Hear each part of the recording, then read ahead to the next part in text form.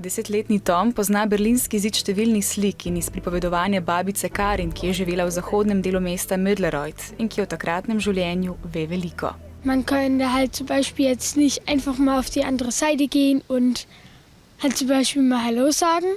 Könnte man halt nicht und ist halt gar nicht mehr vorzustellen. Auf der bayerischen Seite war es ja nicht so extrem wie auf der Thüringer Seite.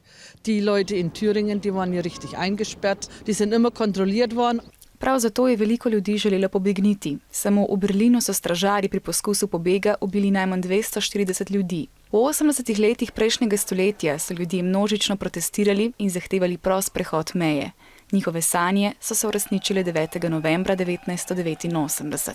Meine Mutter und mein Vater sind da drüben. Kann ich jetzt rübergehen und meine Eltern besuchen gehen, ja? Ja.